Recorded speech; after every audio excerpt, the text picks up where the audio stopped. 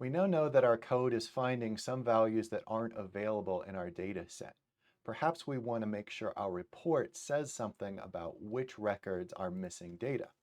And we can write code that will automatically add that to our report using our Markdown.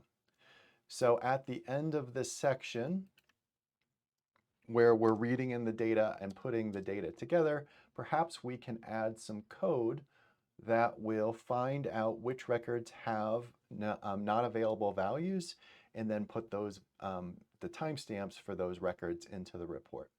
So first of all, we have to find the records with NA values. And there's a function called isNA in R that makes it very easy to do that. And I want to call this on table $parfluxAverage. So in our parflux column, if any of the values are NA, isNA is going to return a logical true for those values. So just as a demonstration, let's see what this does. I will hit Control Enter on this text. And you can see I don't get all of the data. Remember, there's tens of thousands of data points here. But at least for all of them in the first screen, everything's going to be a false. That's because all of those records do not have NAs. But eventually, I know there are some trues in there because I just wrote code that will make sure those are true. So let's go ahead and put the results of this function into a variable because we want to keep track of this. I'm going to call it NA indices. I'm going to rerun this line of code.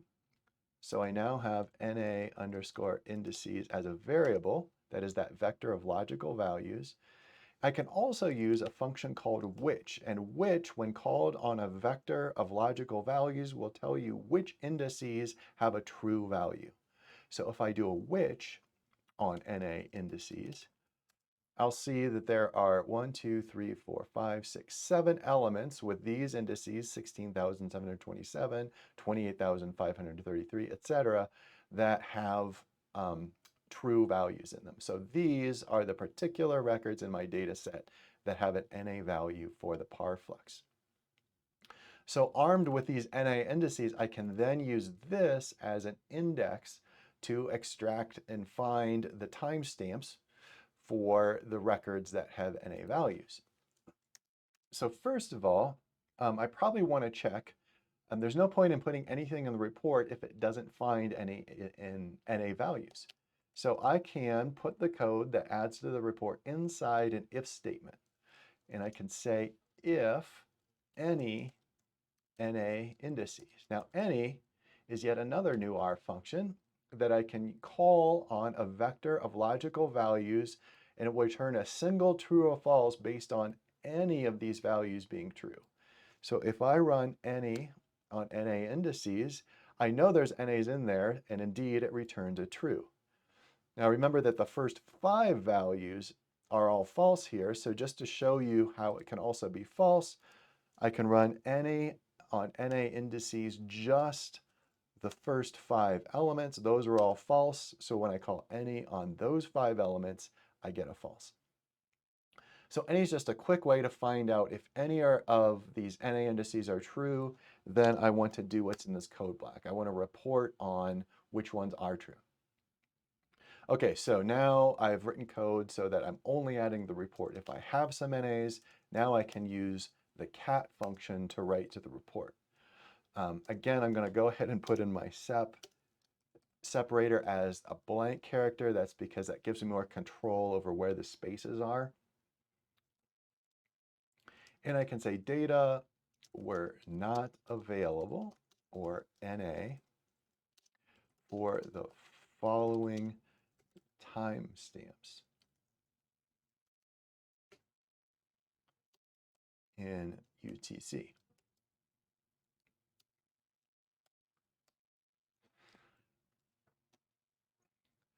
So I'm all set up for my report, but now I need to find a way to insert all of the timestamps that have NA values. Now here's where we're going to get kind of tricky on how to do that.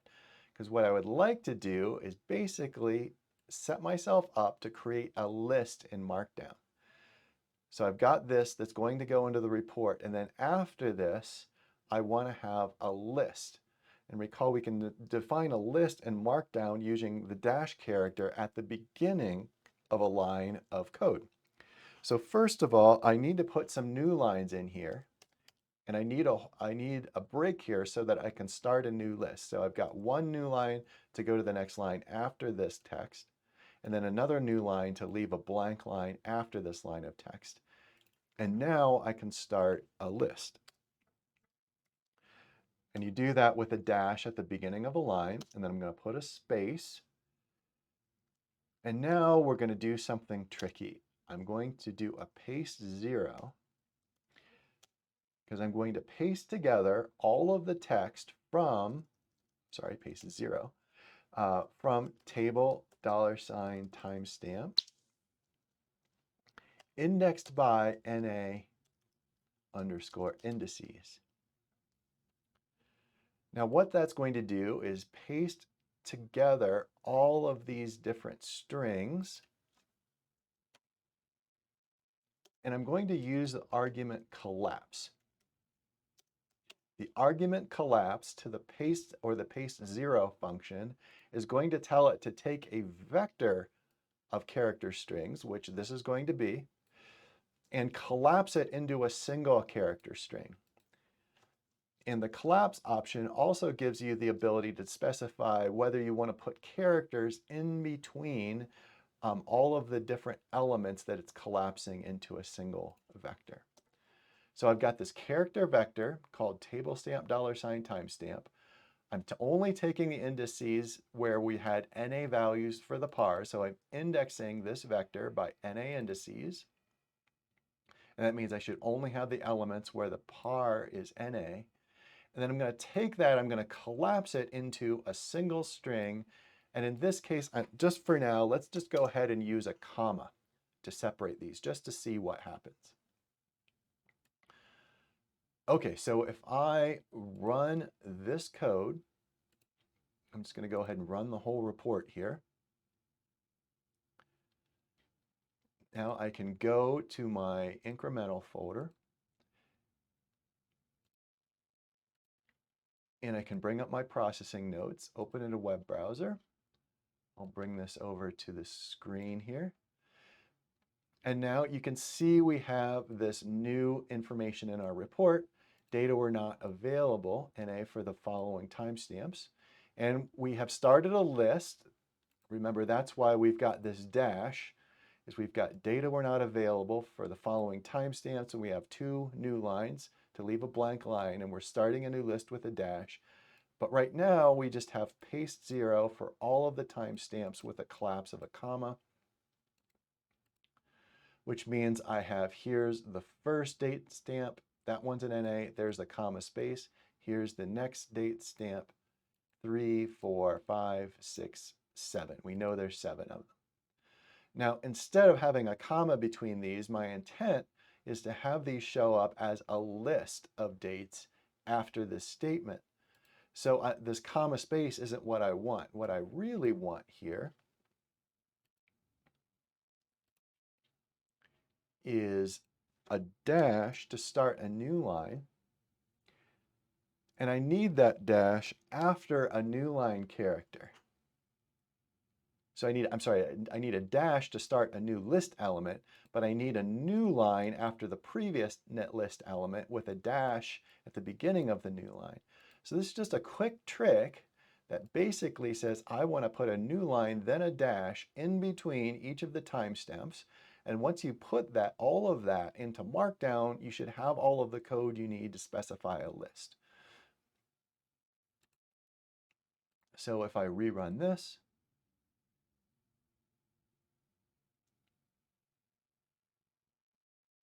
I go back to my report, I hit refresh. Now each time element is in its own element of the list.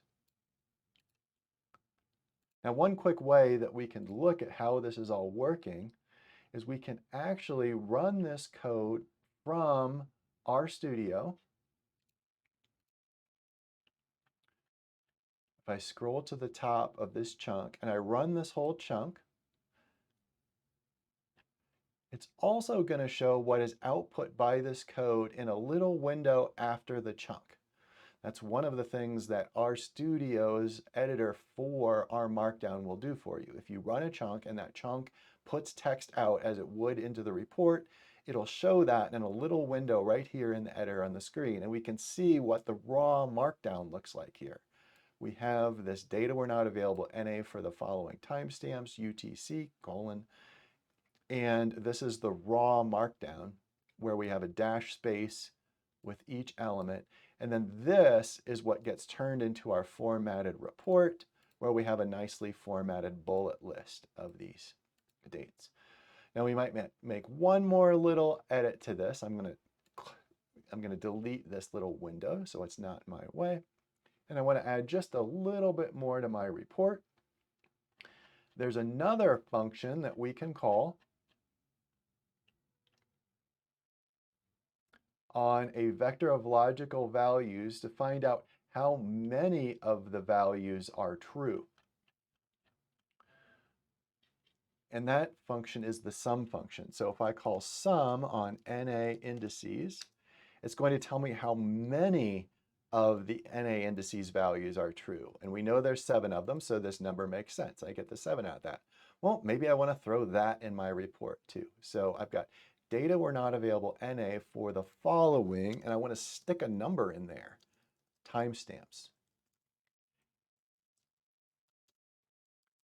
And that way my report will tell me how many there are. It's easy enough when there's only 7 to count them, but if I have more than 7, maybe I want to make sure people know how many there are.